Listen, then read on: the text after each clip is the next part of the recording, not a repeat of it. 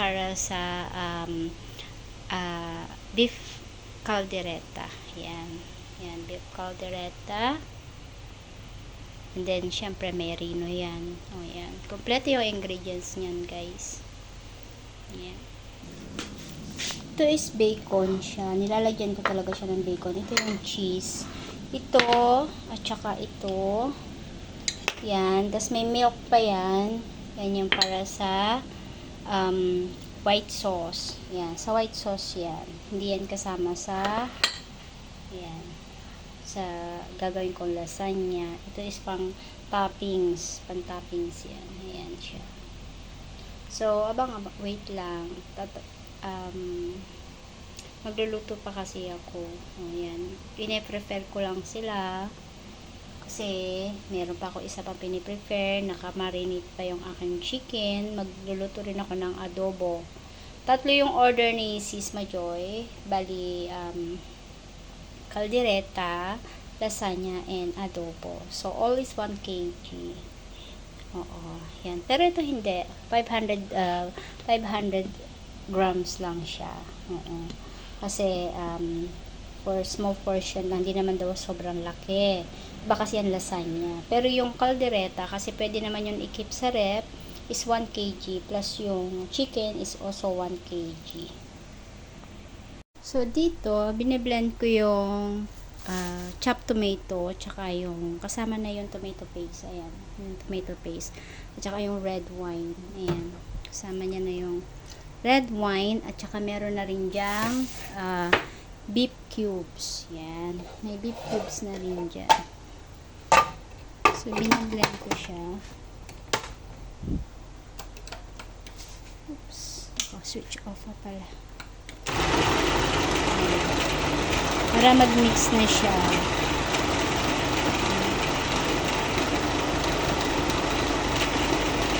Ayan. So, yan na yan. So, yan. Pinapainit ko na yung ayan, yung saucepan. Pinapainit ko na siya. Tapos, lagyan ko na lang siya ng olive oil. Olive oil yung ginagamit ko. Ayan. Kasi British yung amo ko at West German din yung asawa ni Sis Majoy. So, we need to use the proper things for them. Olive oil.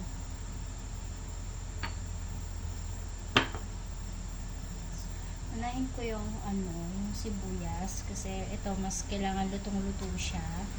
Kailangan very soft bago lagay yung bawang. Hindi pwede sabay kasi yung bawang mas madali siyang mas madaling naluluto yung bawang, di ba? So ito muna. Ayan. Ayan. Sibuyas muna. Para as lutong-luto siya, di ba? Ayan. Nakikita ba, guys? Shout out pala sa team classmate, sa team pasaway.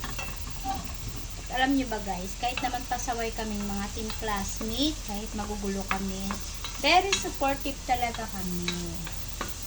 I think alam yan ang mga nakakakilala sa amin. So, luto-luto muna tayo, guys.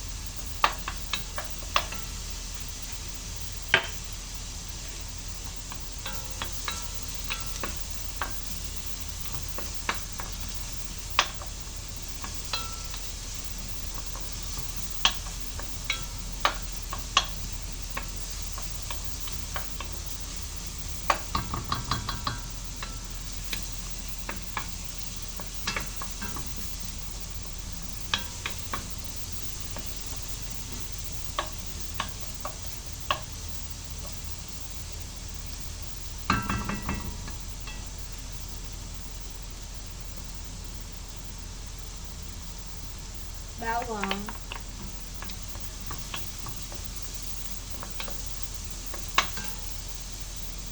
Smell good talaga.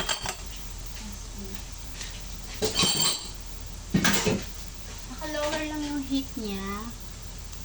Palambutin ko pa kasi yung sibuyas, guys.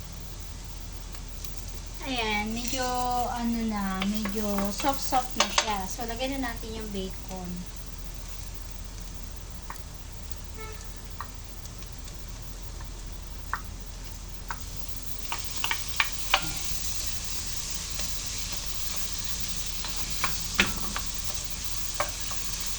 Masarap ang lasagna pagka may bacon.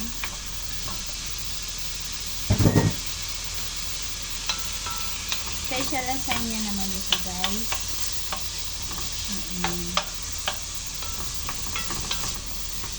Sana magustuhan ni Tis Major at ang mga anakis niya.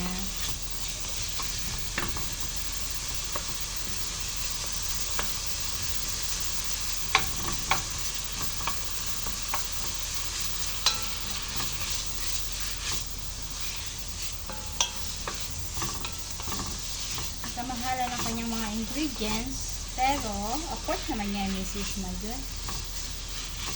Kasi kung sa restaurant yan, kahit maliit lang, ang mahal-mahal kaya. So, marami na to. Pang isang family talaga ito.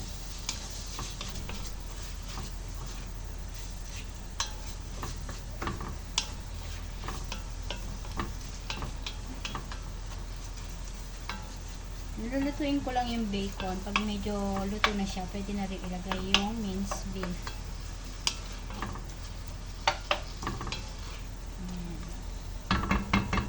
Yan. Diba?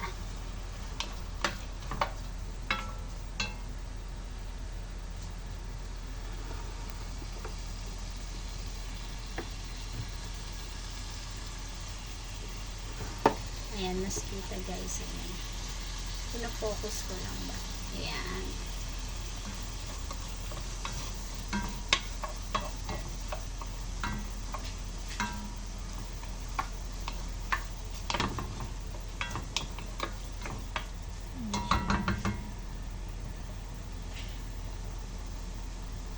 Medyo luto-luto na. Medyo ko luto-luto na siya. Ayan, medyo okay-okay na siya. So, pwede na natin lagay yung minced beef.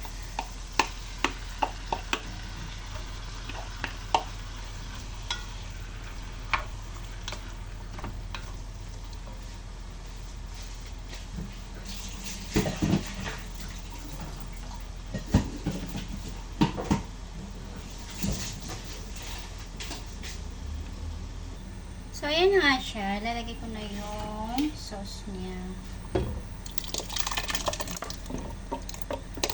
Nandiyan na yung halo-halo na yan. May red wine, may beef cubes, at saka tomato paste. Ayan. Medyo matagal itong lutuin, guys, kasi lalagay ko siya sa slow heat. Very, siya, mga 2 hours. 2 hours siya bago siya maluto para mas yung taste niya mas more tasty. Pero nakalagay sa sa instruction is only half an hour or 1 hour. Kaya lang ako kasi tulad ng sabi ko sa inyo, I never follow the recipe. Na-try ko kasi siya na gawin na mas matagal siyang lutuin. It was more yummy, more nice. At yun din ang nakita ng amo ko.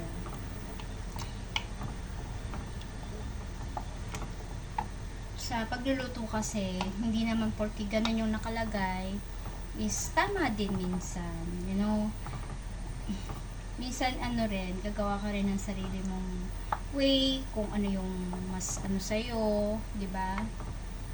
At hindi lang naman yung amo ko nakatikim ng luto ko. May mga kaibigan din sila, mga German din, Australian. Okay naman sa kanila. So, sa lasagna is very ako na kaya kong sabihin na okay. Kasi sabi nila okay. Pero actually guys, di ba nga, hindi ako nagte-taste kasi ng niluluto ko. Pero, yun nga, dahil iisa lang naman yung mga, ano ko, yung mga pamamaraan ko. So, hopefully magustuhan nga ng mga Janakis ni Sis Majoy. Yan. Parang marami guys, nire-reduce niya yan. Hindi ganyan yan karami pagka naluto na. So, lagyan natin siya ng ano, ng basil.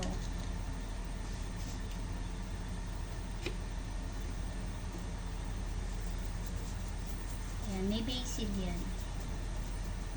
Yan. English basil yung nilalagay ko.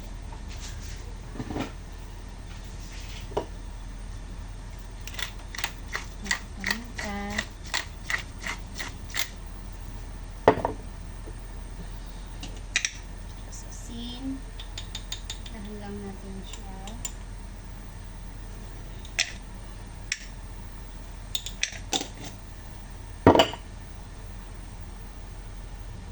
Tapos ayun na, tapos i-simmer lang.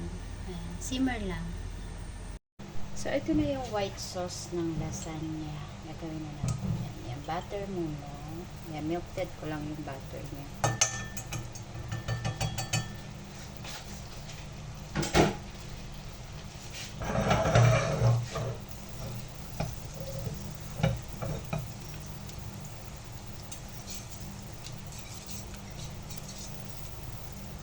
Kinalin ko lang yung butter. Ano to?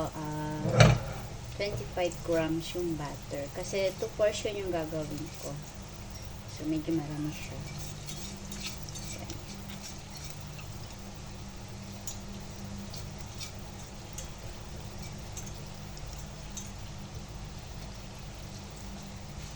Bakit mahina lang yung apoy? Ayan, mahina lang yung apoy niya. Lower heat lang guys sa pagluto ng white sauce. Ito yung pinaka-pantopping sa lasagna. Ayan. So, melted na. Lalagay ko na yung flour. Ayan. All-purpose flour yung nilagay ko. Ayan. After that, slowly na yun sa gatas. Slowly na. Once na nag-mix well na yung flour tsaka yung butter, pwede mo nang i-pour yung gatas. Ayan. Pero konti-konti lang. Hanggang sa mo na siya, thick a bit.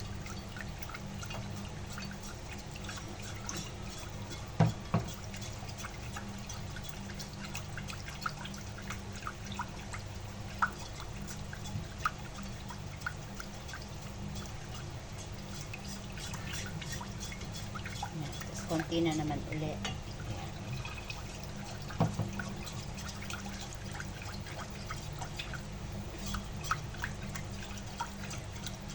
Konti-unti lang. Tatapos din to.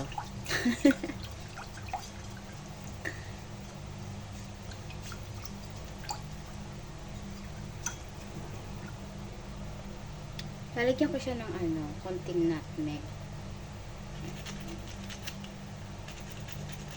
Konti lang. Pampasarap lang siya. Yan. Okay na yun. Tapos, haluin pa ulit. Hindi pa siya ready.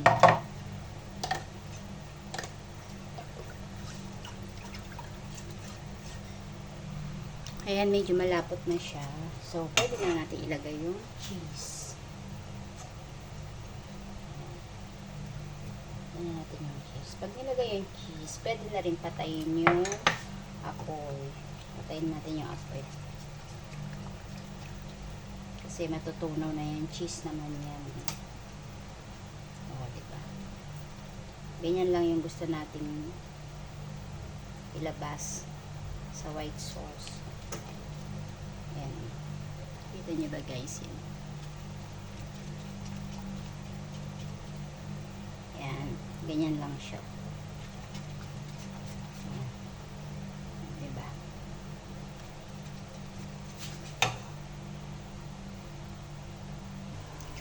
Ayan. Ganyan na siya. Layer. So, So, layer by layer. Tapos, yung sauce muna. Ayan. So, sauce. Ayan. Ganda ng sauce. Diba?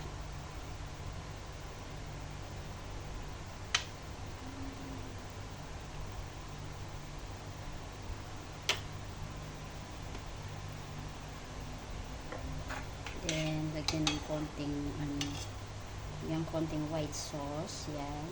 Ganyan lang. Then, layer ulit.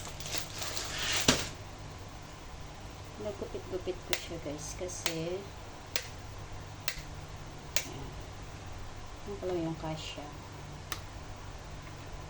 Ayan. Ayan.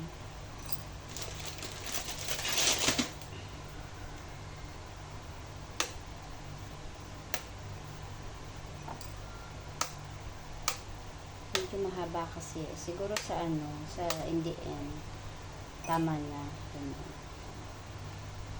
Ayan. Ayan. Tapos, sauce ulit. Ayan. Ganyan lang yung paggawa ng lasagna. Ang mahirap lang dito, yung talagang kumuha ng sauce kasi kailangan mo talaga siyang matagal. Matagal talaga siya. In hour.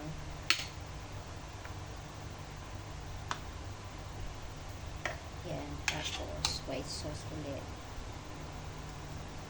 Para spread lang ng konti. Yan, may taste ba. Yan. Tapos, kasya na siguro yung buo.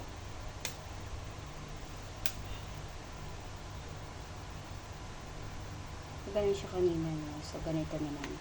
Ayan.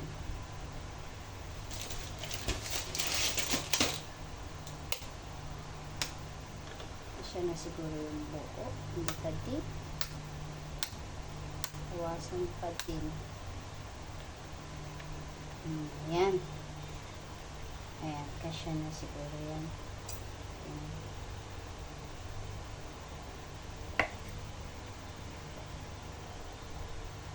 So, and then,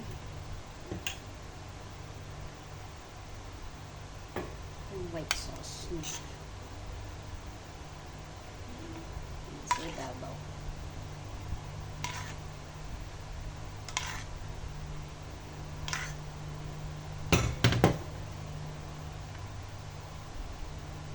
Kailangan matatabunan yung mga meat, mga sulok-sulok. Yan.